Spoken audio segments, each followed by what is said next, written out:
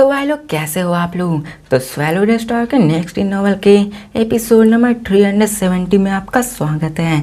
तो चलिए शुरू करते हैं, लेकिन इससे पहले अगर आपने मेरे चैनल को सब्सक्राइब नहीं किया तो सब्सक्राइब करके बेल आइकन दबाना ना भूलें। तो जैसा कि हमने पिछले एपिसोड में देखा कि यहाँ पे गोल्ड कैंग भी मारा जाता है और बचता है तो सिर्फ पर्पल क्लब और लू फेंग, और यहाँ पे जितने भी एबोरिजिनल बंदे होते हैं वो वहाँ से निकल जाते हैं ताकि वो बाद में आके अपने सारे टूरिस्ट को ले सके। और अब फिर दिखाया जाता है कि वहाँ पे टावर का सीन में जहाँ पे अभी पर्पल क्लॉक उसके लू फेंग की तरफ देख रहा होता है और अभी भी उसके ऊपर वही पर्पल मेम्ब्रेन जो कि उसका क्लॉक होता है वो चमक रहा होता है और वो अभी लू फेंग की तरफ घूर कर देख रहा होता है।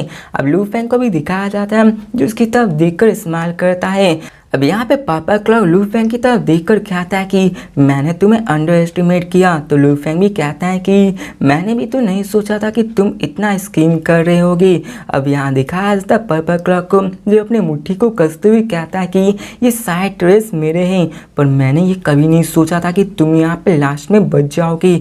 मुझे लगा था कि गोल्ड कैंग के मरने के बाद यहाँ पे सारे ट्रेस मेरे हो जाएंगे। अब दिखाया जाता है कि वो मन ही मन में गुस्सा हो रहा था। उसने सोचा था कि उसके पास सारे ट्रेस आएंगे, लेकिन उसे कुछ ही ट्रेस मिल पाए थे और इसी कारण वो बहुत ज़्यादा गुस्सा था। अब लू फेंग को दिखाया जाता है जो कहता है कि तुम्हारे से सारे ट्रेस तुम्हारे होंगे, और वो कहता है कि यहाँ पे piercing tiger, night emperor, ice blade, gold Kang के ट्रेस भी यहाँ पे मौजूद है। ये टावर ट्रेजर ये भी यहाँ पे यांजी पीपुल का है। आखिर तुम्हारा ट्रेस यहाँ पे कौन हुआ, तुम किसके बारे में ही बात कर रहे हो। ये सुनकर पर्पल क्लॉक कहता है कि मैंने फाइनल बैटल को जीता है, तो ये सभी मेरा हुआ ना। तो लू फेंग हंसते हुए कहता है कि बैटल के बाद बैटल होता रहा है और यहाँ पे एक के बाद एक मर रहा है और अभी सिर्फ हम ही दोनों बचे हुए हैं और यहाँ पे अभी किसी को नहीं पता है कि हम दोनों में से विक्टर कौन है। अब पर्पल क्लॉक को दिखाया जाता है कि तुम सच में स्कीमिंग हो। अब यहाँ पे लू फेंग और दोनों एक दूसरे की तरफ देख रहे होते हैं और लू फेंग भी कहता है तुम भी इतने बुरे नहीं हो,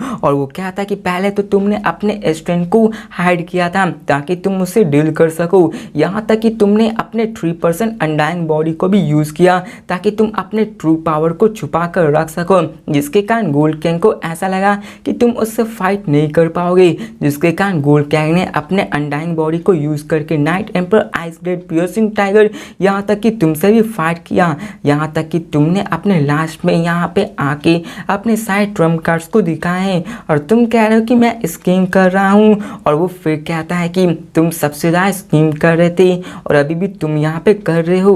अब पर्पल क्लॉक को दिखाया जाता है जो कि बहुत ही गुस्से में था और वो कहता है कि तुमने सही कहा, लेकिन तुम्हें एक चीज़ पता होना चाहिए कि तुम्हारी डिफेंस और टेक्निक में से ज़्यादा स्ट्रॉन्गर है। तो लू फेंग कहता है कि तो क्या हुआ, ये सारे ट्रेस मेरे ही होने वाले हैं। अब यहाँ पे वो बंदा लू फेंग की तो अटैक कर देता है। अब जैसे ही वहाँ पे वो उस पर अटैक करता है, लू फेंग अपने विंग्स को फड़फड़ाते हुए अपने स्ट्राइक ट्रैवल को अनलीज करता है, जिसके कारण दिखाया जाता है कि उसकी जो स्पीड होती है वो बहुत ही ज़्यादा फास्ट होती है, वो वहाँ से निकल रहा होता है। अब ये देखकर पर्पल क्लॉक कहता है कि तुम यहाँ से बच के नहीं भाग सकते हो। अब दोनों एक दूसरे के पीछे पड़े हुए थे और देखा जाए गोल्ड कैंग जिसके पास एम्पर लिमिट की स्ट्रेंथ भी थी, वो भी लू फेंग का कुछ ज़्यादा नहीं बिगाड़ पाया था और यहाँ पर और भी ज़्यादा रास्ता क्लियर हो गया था, तो लू फेंग के लिए और भी भागना आसान हो गया था।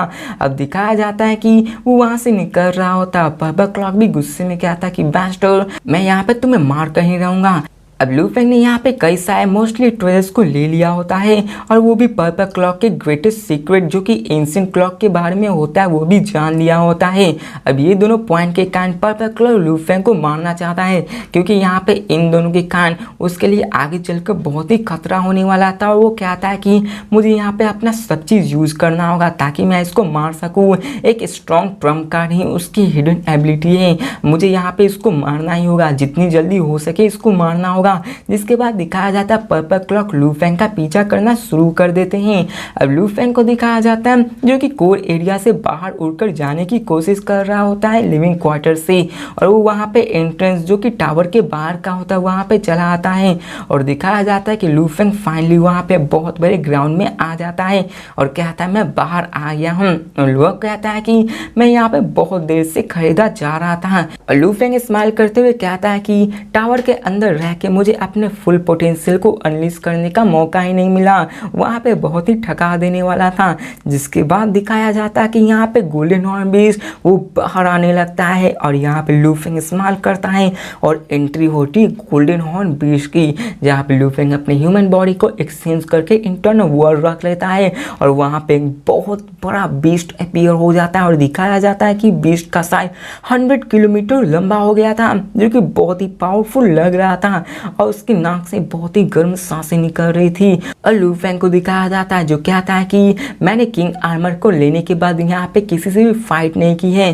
पर्पल क्लॉक ये पहला होने वाला है मैं किंग आर्मर को लेने के बाद। जिसके बाद दिखाया जाता है कि वो वहाँ पे आगे बढ़ने लगता है और अब फिर में सीन चेंज के बीस्ट को दिखाया जाता है जो कि अभी भी एंट्रेंस पे होता है और यहाँ पे एक बड़ा सा हाथी एक चींटी का इंतजार कर रहा था। अब यहाँ पे हमें पर्पल क्लॉक को भी दिखाया जाता है जो कि बाहर की ओर आ रहा था और कहता है वो ह्यूमन कमजोर है और टेलीपोर्ट नहीं कर सकता है और जब तक मैं टावर के बाहर आ जाऊंगा वो नहीं भाग सकता है। मैं तो टेलीपोर्ट भी कर सकता हूँ तो उसे मैं मार सकता हूँ। जिसके बाद वो कहता है कि ह्यूमन तुम यहाँ से भाग नहीं सकते और वो भी एंट्रेंस के बाहर आ जाता है। अब जैसे ही वो एंट्रेंस के बाहर आता है वो मैडली अपने अनडाइंग एनर्जी को रिलीज करने लगता है और वहाँ पे चारों तरफ स्कैन करने लगता है। अपने स्कैनर्स अपने डोमेन्स को भी रिलीज कर देता है ताकि वो लू फेंग का जितनी जल्दी पता लगा सके उतनी जल्दी उसे मार सके। लेकिन तभी वो वहाँ शॉक हो जाता है कि वहाँ पे एक बहुत बड़ा बीस्ट है जो कि उसके सामने ही दिख रहा था।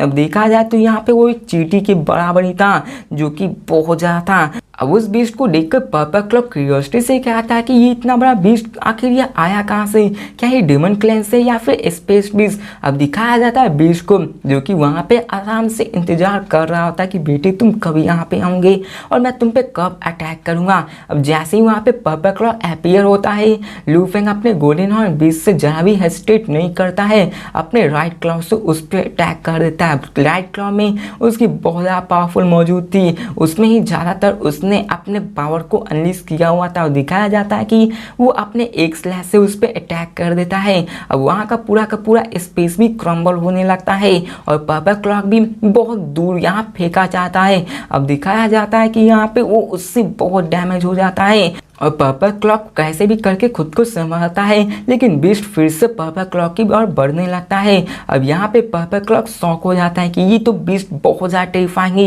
ये एक्चुअली एक पाइनिकल एम्पर का बीस्ट है। अब दिखाया जाता है बीस्ट जो कि अपने किंग आर्मर को अपने हुए लगाया था एक ही झटके में उसके पास आ जाता है और उस पर अटैक करना शुरू कर देता है। अब दिखाया जाता है कि कुछ ही ब्लो और लगे हुए होते हैं, पर्पल क्लॉक ऑलरेडी नॉक हो गया होता है। अब दिखाया जाता है उस देखो जो कहता है कि ये अभी अपने पाइनिकल फॉर्म में है और यहाँ पे बीस्ट पे मैं एडवांटेज नहीं ले सकता हूँ और यहाँ पे मैं अपने अनडाइंग एनर्जी को भी बहुत ज़्यादा खो चुका हूँ और अभी मेरी जो अनडाइंग स्ट्रेंथ है वो अभी पीक से भी आधा है। अब मैं यहाँ पे आपको बता दूँ कि पर्पल क्लॉक ने अपने 26% अनडाइंग बॉडी को खो दिया था जो कि बहुत ज़्यादा होता है और यहाँ पे वो गुस्से में भी था। अब यहाँ पे वो लू फेंग से सच में फाइट करने वाला था ना कि इस बीस्ट से और वो सोचता कि आखिर चल क्या रहा है, वो इंसान गया कहाँ, आखिर ये बीस्ट अचानक से अपीयर कहाँ से हो गया और वो सोच रहा होता है कि ये तो वही है जो कि legendary silver wing emperor beast जैसा मिल रहा है जिसकी ह्यूज बॉडी है, उसके ऊपर क्राउन है, थिक लिम्स है और पंख भी मौजूद है। सिर्फ यहाँ पे कलर का डिफरेंस है तो यहाँ पे सिर्फ गोल्डन कलर का चेंज है। पहले वो सिल्वर हुआ करता था, अब सिल्वर विंग भी ह्यूमन कैंप से है और यांग भी ह्यूमन कैंप से। मतलब ये हुआ कि इस बीस्ट को जरूर यांग ने बुलाया होगा। अब यहाँ पे ये सब के बारे में वो सोच ही रहा होता है और यहाँ पे पर्पल क्लॉक के पास कोई भी रास्ता नहीं होता है बल्कि उसे यहाँ से निकलना ही पड़ेगा और दिखाया जाता है कि वो वहाँ से टेलीपोर्ट होके गायब हो जाता है। अब जैसे ही वो वहाँ से चला जाता है लू फेंग अपने अर्थ बॉडी को बाहर निकाल लेता है, गोल्डन हॉर्न बीस्ट को फिर से इंटरनल वर्ल्ड में भेज देता है और यहाँ पे लू फेंग कहता है कि बिना किसी डाउट के ये बीस्ट के पास अभी जो मेरे गोल्डन हॉर्न बीस्ट है उसके पास एक एम्पर पाइनिकल की स्ट्रेंथ आ चुकी है, बस यहाँ पे ये लॉ कॉम्प्रिहेंशन को लैक कर रहा है, अगर यहाँ पे इसको भी सीख गया तो ये अपने पावर को और भी ज़्यादा बढ़ा सकता है और अपने पाइनिकल टेक्निक से ये पाइनिकल एम्पर स्टूडेंट को आराम से होल्ड कर सकता है। लेकिन इसकी वीकनेस भी ऑब्वियस होती है और लू फेंग सोचता है कि एक ट्रू पाइनिकल एम्पर अभी टेलीपोर्टेशन और टाइम स्टॉप में प्रोफिशिएंट होता है और ये सब एक पावरफुल एबिलिटीज होता है। और लू फेंग सोचता है कि लगता है उसे और भी ज़्यादा स्ट्रॉन्ग बनना होगा, मैं अभी भी लैक कर रहा हूँ। अब बीस्ट भले ही स्ट्रॉन्ग थी लेकिन यहाँ पे उसके पास कोई भी टेलीपोर्टेशन और टाइम स्टॉप की एबिलिटी नहीं थी। ये दोनों बहुत ही एब्सोल्यूट टेक्निक्स थी जो भी किसी को एक सिचुएशन में बहुत ही मदद कर सकता है। लू फेंग यहाँ पे ट्रम्प मूव को ये लैक कर रहा था। अब देखा जाए तो उसके पास साविंग्स और किंग आर्मर थे सर्वाइवल के लिए, लेकिन वो यहाँ पे ज़्यादा कुछ नहीं कर सकता था। जिसके बाद दिखाया जाता है कि वो एक सिल्वर बीम ऑफ लाइट बन के अपने मेन यांजी कॉन्टिनेंट की ओर जाने लगता है। जिसके बाद वो शिप में बैठता है और लाइट सबके स्पीड से आगे बढ़ने लगता है। फिर हमें सीन चेंज कर एक दूर आइसी ग्राउंड को दिखाया जाता है जहाँ पे पर्पल क्लॉक टेलीपोर्ट होके आ जाता है और वो बहुत ही गुस्से में होता है। वहाँ पे एक पंच मारता है और ये पंच इतना ज़्यादा पावरफुल होता है कि वहाँ पे टर्नेडो आने लगते हैं जो कि 10,000 किलोमीटर तक का पावरफुल होता है। यहाँ पे वो कहता है कि उसने साइड टूरिस्ट को ले लिया है जो कि टावर में मौजूद थे, यहाँ तक कि वो मेरे सीक्रेट को भी जान गया है, मुझे कैसे भी करके उसे मारना होगा, नहीं तो यहाँ पे वो मेरे सारे सीक्रेट को बता देगा। और यहाँ पे वो मन में सोचने लगता है कि आखिर वो उस ह्यूमन यांग से कैसे निपटेगा। अब यहाँ पे सीन चेंज कर हमें लू फेंग के शिप को दिखाया जाता है जो कि यांजी मेन कॉन्टिनेंट की ओर जा रहा होता है और लू फेंग कहता है कि नाइट पियर्सिंग टाइगर, मैं तुम दोनों को बचाना चाहता था लेकिन मेरे पास कोई पावर नहीं थी। यहाँ पे इन एविल्स के कारण हमारे 2 वॉरियर्स का मारा गया। यहाँ पे मैं आशा करता हूँ कि मैं फ्यूचर में तुम्हें फिर से देख पाऊंगा। और लू फेंग हामी भरते हुए कहता है कि ट्रूयन और प्राइमेक क्यूरियोसिटी ने मुझे पहले ही बताया था कि यहाँ पे चारों तरफ बहुत ही खतरा है, एक को कॉशियस रहना जरूरी है। यहाँ तक कि उसके मास्टर जो कि यूनिमो प्लान के ह्यूआन बो थे वो भी मारे गए थे और यहाँ पे कई सारे यूनिवर्स में ऐसे पावरफुल वॉरियर्स है, इसी कारण हमें कभी भी एरोगेंट नहीं बनना होगा। और ये लू फेंग का बहुत ही अच्छा एक्सपीरियंस हो गया था। लू फेंग सोचता है कि मैं ये सोचता था कि मैं यांजी कॉन्टिनेंट में सेफ हूँ क्योंकि मेरे पास एक पाइनिकल एम्पर जितनी स्ट्रेंथ है, लेकिन अभी जब मैं आउटर रीजन्स वॉर में जाऊँगा तो ऐसा नहीं लगता है। मुझे अभी टेलीपोर्टेशन भी नहीं आती है, अगर यहाँ पे मेरे पास टेलीपोर्टेशन होगी तो यहाँ पे मरना लगभग इम्पॉसिबल हो जाएगा। अब लू फेंग इन सब के बारे में सोच रहा होता है और कहता है कि यहाँ तो टावर ही मेन कॉन्टिनेंट में था, इसके कारण तो night piercing tiger, iceblade, gold कैंग भी मारे गए हैं और गोल्ड कैंग जो कि बहुत ही स्ट्रॉन्ग था लेकिन वो भी कमज़ोर से हार गया। और यहाँ पे वो केयरलेस था, अगर वो भी अच्छे से तैयारी करके आता तो वो नहीं मरता। और यहाँ पे लू फेंग के इस बैटल के बाद उसके माइंड पे कई सारे इफेक्ट पड़े होते हैं कि यहाँ पे किसी को भी कम नहीं समझना चाहिए क्योंकि यहाँ पे कोई भी अपने ट्रम्प कार्ड्स को कभी भी रिवील करके किसी को भी मार सकता है। और लू फेंग इन्हीं सब के बारे में सोच रहा होता है और लू फेंग कहता है कि ये यूनिवर्स यहाँ पे बहुत बड़ा है और ये टावर तो बहुत ही छोटा है जो कि एक छोटे से यांजी कॉन्टिनेंट में पड़ता है। यहाँ पे काउंटलेस डेंजरस सीक्रेट रीजन से और यहाँ पे ऐसे कई सारे खतरे जो अनजान हैं। और वो कहता है कि मुझे कभी भी यहाँ पे एरोगेंट नहीं बनना है, मुझे हमेशा अलर्ट पे रहना होगा। हो सकता है कि आगे में ऐसा इनकाउंटर हो जो कि दूसरे रेसेस का जीनियस हो और मुझे मार सके। और यहाँ पे लू फेंग इन्हीं सब के बारे में सोच रहा होता है लेकिन तभी वहाँ पे लू फेंग के पास एक और रिक्वेस्ट आता है। हमें सीन चेंज का वर्चुअल यूनिवर्स के हॉन्ग एलायंस के बाहर के सिटी का सीन दिखाया जाता है जहाँ पे लू फेंग एक दूसरे ह्यूमन के साथ बैठा हुआ था। अब दिखाया जाता है वहाँ लू फेंग को जो कि एक बंदे से बात कर रहा होता है जो कोई और नहीं टियान चेन होता है। जिसके बाद लू फेंग कहता है कि आखिर तुम इतनी जल्दबाजी में मुझे क्यों ढूंढ रहे थे। अब यहाँ पे ये बंदा लू फेंग का दोस्त बना था कुछ सालों पहले ही और टियान चेन भी यहाँ पे नाइट एम्पर के जैसा ही था। ये दोनों भी ह्यूज एक्स डोजो के कोर मेंबर्स में से एक थी और दोनों हमेशा राइवल, लेकिन दोनों में भी गहरा और कॉम्प्लिकेटेड रिलेशनशिप हुआ था। अब यहाँ पे हमें टियान चेन को दिखाया जाता है जो कहता है यांग नाइट मारा गया है और वो आगे कहता है कि जब वो यहाँ पे मरा था तो उसने मेरे लिए एक मैसेज छोड़ा था और वो क्या था कि गोल्ड कैंग ने उसे मारा है और यहाँ पे वो यांजी मेन कॉन्टिनेंट में मरा है और वहाँ पे 3 ह्यूमन एम्पर्स जिसमें तुम भी थे, तुम भी उन लोग के साथ ही थे और तुम जानते कि वो मेरा अच्छा फ्रेंड था। तो क्या तुम बता सकते हो कि आखिर वहाँ हुआ क्या था। तो लू फेंग कहता है कि हाँ तुमने सही कहा, वो गोल्ड कैंग के द्वारा मारा गया है। अब यहाँ पे गोल्ड कैंग ने उसे मजबूर कर दिया था खुद को सेल्फ डिस्ट्रक्ट करने के लिए। तो ये सुनकर टियानजिन पूछता है कि आखिर ये गोल्ड कैंग है कौन। अब देखा जाए तो गोल्ड कैंग भी एक मेन कॉन्टिनेंट में अच्छा खासा बंदा था, लेकिन जबकि वो दूसरे रेसेस का बंदा था जो कि ऑटोमन कैंप से मौजूद था, तो टियानजिन उसके बारे में नहीं जानता था। अब यहाँ की होम अलायंस भी है, तो उसमें 3 मिलियन एम्प्रेंस है और सबको जान पाना यहाँ किसी की बस की बात नहीं है। अब लू फेंग कहता है कि गोल्ड कैंग वो भी मारा जा चुका है। तो ये सुनकर शौक हो जाता है कि क्या वो भी मारा जा चुका है। जिसके बाद वो कहता है कि हाँ, मरना जीना तो यहाँ पे लगा रहता है, चलो यहाँ पे आओ हम लोग ड्रिंक करते। तो लू फेंग भी यहाँ पे उसका शुक्रिया अदा करता है। अब यहाँ पे लू फेंग ज़्यादा बोलने की यहाँ पे विश नहीं करता है। अब यहाँ पे वही उन समय बातें होती है और लू फेंग फिर से उन्हीं सब के बारे में सोचने लगता है कि यहाँ पे ये सब मारे गए हैं, अभी मुझे और भी स्ट्रांग होता है तो मैं इन सबको स्किप करता हूँ। और अब फिर हमें सीन चेंज कर वर्ल्ड रिंग के अंदर का सीन दिखाया जाता है, जहाँ पे मोसा बॉडी और गोल्डन हॉर्न बुस्ट अपीयर हो जाते हैं। अब लू फेंग वहाँ पे उन साइड चेस्ट को देख रहा होता है जो कि चेन चेस्ट होते हैं, ये टावर चेस्ट है। और लू फेंग सोचता है कि यहाँ पे जितने भी बाकी सारे आइटम्स है उन सबको मिला भी दूँ तो ये चेस्ट सबसे ज़्यादा कीमती है। इसके अगर प्रोटेक्शन की ही बात करें तो अगर इन सारे प्रोटेक्शन को भी मिला दिया जाए तो इन सब का जो कॉस्ट होगा वो tens of billions of mixed elements होगा, जो कि बहुत ज़्यादा शॉकिंग है। अब यहाँ पे लू फेंग कहता है चलो मैं अपने मोसा ट्रांसफॉर्मेशन को यूज़ करके फेक यांजी पोर्शन बनाता हूँ और देखता हूँ क्या मैं इस चेस्ट को ओपन कर पाता या फिर नहीं। अगर ऐसा नहीं होगा तो मैं इसे अपने प्राइमर के उस सिटी लीडर के पास ले जाकर उनसे मदद मांगने की कोशिश करूँगा। अब ये चेंज से लू फेंग यहाँ पे सोच रहा होता है। अब लू फेंग को पता था कि अगर वो इस चेस्ट को ट्रू यान के पास ले जाएगा तो ये थोड़ा सा मुश्किल होने वाला है इसको खोलने के लिए, और सिटी लीडर के पास अगर वो ले जाएगा तो ये बहुत ही आसान होने वाला है। अब यहाँ तक कि वो अपने टीचर्स को इसके लिए बॉर्डर नहीं करने वाला था, इसलिए वो अपने प्राइमर के उस सिटी लीडर के पास ले जाना चाहता था। और अब फिर हमें लू फेंग को दिखाया जाता है जो कि अपने मोसा क्लैंसमैन की बॉडी में आ चुका था, जिसके बाद वो कहता है चलो एक बार ट्राई करके देखते हैं। और वो अपने मोसा ट्रांसफॉर्मेशन टेक्निक को यूज करके अपने आप को बदल लेता है और वो अपने आप को यांजी क्लैंसमैन के 6 आर्म जैसा बना लेता है।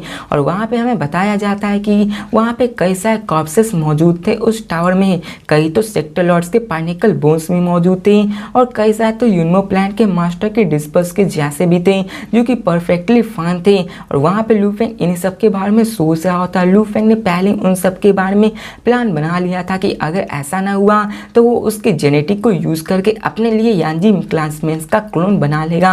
अब लू फेंग उन सारे बोन्स को ले आया हुआ होता है, जिसके कारण लू फेंग उसके जेनेटिक को यूज करके नेचुरल एबिलिटी क्लोनिंग का यूज करता है।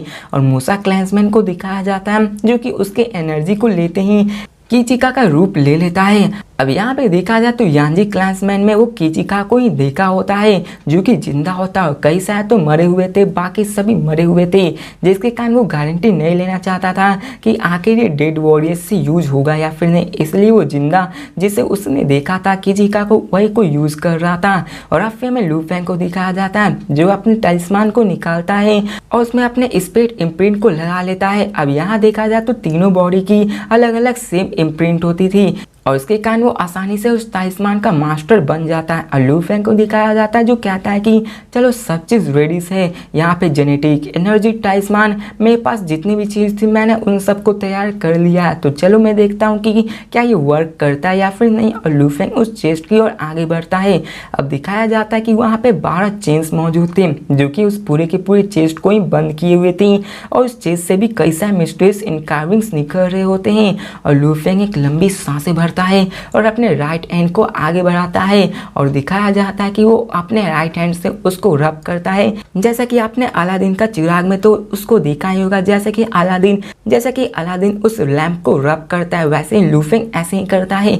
और दिखाया जाता है कि वो चेस्ट का स्कैनर एक्टिवेट हो जाता है। लू फेंग मन में सोचने लगता है कि इसे वर्क करना चाहिए। अब देखा जाए तो लू फेंग आसानी से सिटी लीडर के पास जाके इसको ओपन करा सकता था, लेकिन वो इसे खुद से करना चाहता था, इसलिए वो इन सबको ट्राई कर रहा होता है। लुफेंग कहता है चलो मैं ऐसा करता हूँ कि ये वर्क हो जाए, और अब फिर हमें सीन चेंज कर यहाँ पे स्कैनिंग सिस्टम को दिखाया जाता है, जहाँ पे ये एक्चुअली इतना एडवांस नहीं था जितना कि लुफेंग ने सोचा था। इसको स्कैन करने के लिए सिर्फ दो ही चीज़ें चाहिए थी, पहला तो टलिस्मान और दूसरी लाइफ एनर्जी, जो कि जेनेटिक से ही बन सकती है। और ये सभी बनाने के लिए एक ही रास्ता था कि उसी क्लैंसमैन का बंदा ही इसको खोज सकता है। और अब फिर यहाँ पे फिर से कई सारे बकवास जो कि जेनेटिक्स लाइफ फॉर्म के बारे में होती है, तो इसको मैं स्किप करता हूँ, नहीं तो आप लोग बोर हो जाओगे। और अब फिर यहाँ पे हमें दिखाया जाता है उसकी स्कैनिंग को, जहाँ पे वहाँ पे एक अलार्म बजता है और दिखाया जाता है कि लाइफ एनर्जी कंफर्म, टलिस्मान कंफर्म। और यहाँ पे दिखाया जाता है कि लॉक वो खुलना शुरू हो जाता है, जिसको देखकर लुफेंग स्माइल करने लगता है और हंसने में लगता है।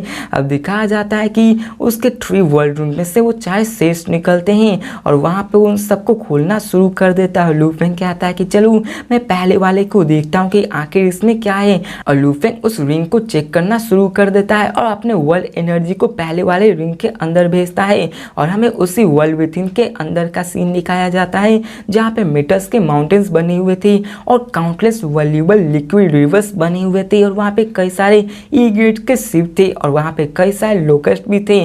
और दिखाया जाता है कि ई ग्रेड के शिप वो तो इतने ज्यादा थे, और वहाँ पे ई ग्रेड के शिप मानो तो समुद्र के जैसे बह रहे थे। अब इसे देखकर तो लुफेंग भी शॉक हो जाता है और कहता है ये, और दिखाया जाता है लुफेंग इसके बाद सेकंड रिंग और थर्ड रिंग को चेक करता है, जिसको देखकर वो क्या था, डैम मैं तो यहाँ पे अमीर हो चुका हूँ। अब देखा जाए तो लुफेंग के पास जितना ट्रेस मौजूद था वो पूरे के पूरे रेस का ट्रेस था, यहाँ तक कि यांजी रेस भी पहले के मर्तबा में स्ट्रांग हुआ करता था।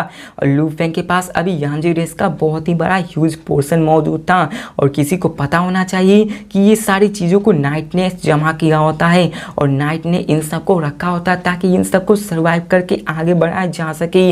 अब लुफेंग के हाथों में जितनी चीजें आई हुई होती हैं वो असल में पूरे के पूरे रेस के 1% के वेल्थ के बराबर होती है। तो भाई लोग इसी के साथ ये वीडियो भी खत्म होती है, तो मिलते हैं नेक्स्ट वीडियो में और देखते हैं कि आगे क्या होने वाला है और लुफेंग उन सारे ट्रेजर्स का क्या करता है, क्या लुफेंग को इसमें से और भी अच्छा चीज मिलता है या फिर नहीं। तो मिलते हैं नेक्स्ट वीडियो में, तब तक के लिए बाय।